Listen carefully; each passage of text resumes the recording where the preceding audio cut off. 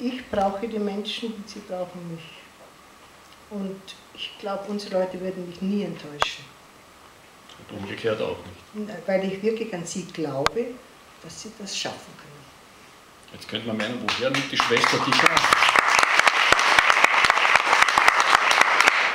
Die Kraft ist mein Glaube an Jesus. Und die Kraft ist auch meine Gemeinschaft, die Schwestern. Und ich glaube, die große Kraft ist, mit den Menschen zu leben und arbeiten zu dürfen. Und unsere Menschen geben mir die Kraft, weiterzugehen. Und ich glaube, Einheit macht stark, wie unser Gründer Abt Franz Pfann immer gesagt hat, Einheit macht stark.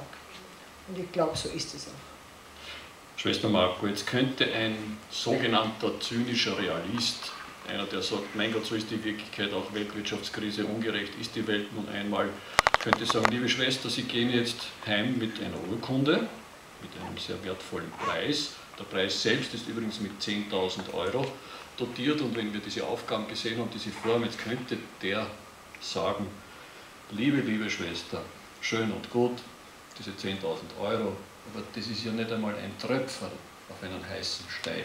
Was sagen Sie dem? Ein Tröpfchen, Sie müssen nur denken, der Ozean oder das Meer, wenn es nicht Tröpfchen geben würde, hätten wir kein Meer, hätten wir keinen Fluss. Und das ist genauso, jeder Cent, jeder Tropfen, jeder Samen ist wichtig. Ob es jetzt 5 Cent sind oder 10 € sind oder 100 € sind. Ich glaube, das ist so wichtig. Sodass die Dinge im Fluss bleiben und wenn es nur Tropfen sind. Den Preis werden Sie ja sicher mitnehmen, wenn Sie Ende November heimfliegen, wenn ich Sie so zitieren darf. Wo kommt er denn hin? Nach Chaulani.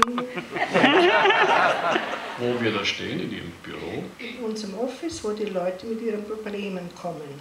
Und dann kann ich Ihnen vom Erzbischof Romero erzählen, dass sich der auch so für die Armen eingesetzt hat, wie wir es tun. Nicht nur ich, sondern das ganze Team. Und ich glaube, ich habe mich mit dem Erzbischof Romero jetzt ein bisschen auseinandergesetzt. Für mich ist das ein moderner Mystiker. Und ich glaube, das muss ich auch auf meinen Fahnen schreiben, der mir wieder Ansporn gibt, weiterzumachen. Und ich glaube, das brauchen die Menschen einfach.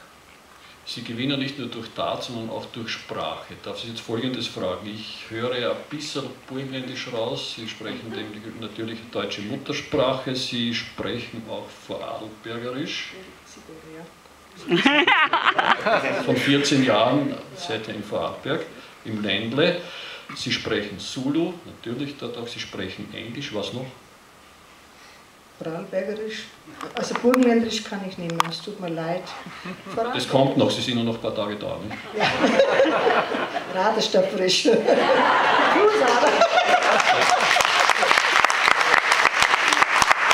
Die Schwester aus Ratersdorf, Liebing kommt, nicht? Ja. Ratersdorf. Ratersdorferin. Na bitte, sie sagt, sie kann es nicht. Ja, was die Berichterstattung betrifft, Sie haben vorhin den Beitrag gesehen, ich freue mich schon und ich kriege jetzt doppelt Lust dazu und es wird sicher sehr spannend und herausfordernd, mit Ihnen gemeinsam ein Porträt Ihrer Arbeit gestalten zu dürfen. Das wird eine Produktion des ORF Landesstudios Burgenland. Merken Sie sich gleich vor, wir werden Sie in Afrika besuchen, wir werden Sie